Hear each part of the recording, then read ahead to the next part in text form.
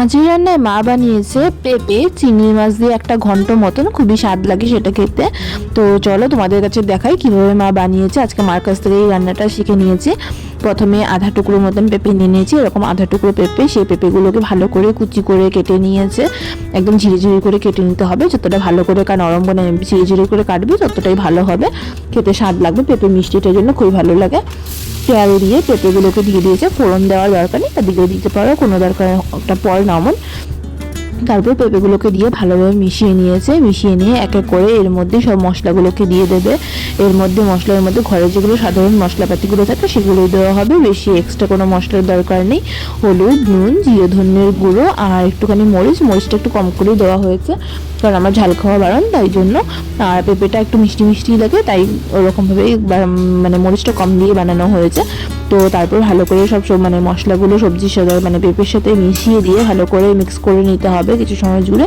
ভালো করে মিশিয়ে নেওয়ার পর ঢেকে ঢেকে এটাকে রান্না করতে হবে। এই পেঁপে থেকে একা একাই জল ছাড়বে, পেঁপেটা যত কচি হবে ছোট হবে ততটাই মিষ্টি আর খুব সুস্বাদু হয় খেতে কিন্তু।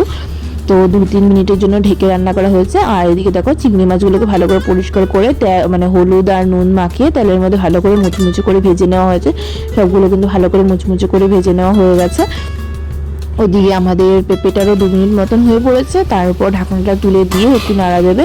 তো এখন এরকম করে করে আস্তে আস্তে পেঁপেগুলোকে নরম করিয়ে নিতে হবে। দেখো পেঁপে থেকে যথেষ্ট জল বেরিয়ে গেছে, ভালো করে মিশিয়ে নাড়া দিতে হবে যাতে নুন হলুদগুলো ভালো করে সব চারিদিকে গায়ে লেগে যায়। তারপর মা বললো যে একটু করে জল দিয়ে দেবে, নয়তো পেঁপে সেদ্ধ হতে সময় লাগবে যথেষ্টটা। তো একটু জল আছে যেহেতু, তাই জন্য অল্প করে সামান্য পরিমাণে জল দিয়ে দিল। যেহেতু পেঁপেটা বড় ছিল তাই জন্য শক্ত হয়ে গেছে, তো একটুখানি করে জল দিয়ে আবার ঢেকে দিয়েছে। ঢেকে 5-7 মিনিটের জন্য রান্না করতে হবে। আর আগুনের ফ্লেমটা মিডিয়াম থেকে লোর মধ্যে রাখবে, নয় কিন্তু পুড়ে যেতে পারে, আর একটু সাবধানে থাকবে। তারপর আবার মাঝে একবার আমি ঢাকনাটাকে তুলে দিয়ে চেক করে নাড়াচাড়া করে নিলাম। দেখো এখনও জল আছে কিছুটা, জল যতক্ষণ পর্যন্ত থাকবে ততক্ষণ পর্যন্ত ঢেকে ঢেকে রান্না করতে হবে। জল যে অবস্থায় দেখা যাবে যে শুকিয়ে এসেছে, জল আর বেশি নেই, ঢাকনাটা তুলে দিতে হবে। আর আমি খুন্তি দিয়ে এগুলোকে একটু ভেঙে দিয়েছি, ভেঙে দিলে কি হবে তাড়াতাড়ি করে নরম হয়ে যাবে, আর যতটা নরম আর মাখা মাখা হবে খেতে কিন্তু ততটাই স্বাদ লাগবে। আবারও 2-3 মিনিটের জন্য ঢেকে রান্না করা হয়েছে। তারপরে দেখো জলগুলো নিয়ে হয়ে গেছে, জলগুলো শুকিয়ে গেছে। তারপরে এবার খোলা রেখেই পেঁপেটাকে ভাজা ভাজা মতন করে নিতে হবে।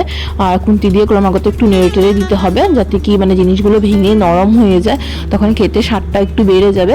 মানে যেহেতু পেঁপেগুলো মাখা মাখা টাইপের হবে, সেই জন্য ওরকম করার জন্য পেঁপেগুলোকে একটু খুন্তি দিয়ে ভেঙে দেওয়া হয়েছে, কারণ অত কুচি করে কাটা তো সম্ভব না, তাই জন্য ওরকম করে দিলেই হয়ে যাবে। আর সেদ্ধ হলে একা একে নরম হয়ে যাবে, যথেষ্ট সেদ্ধ হয়ে এসে গেছে।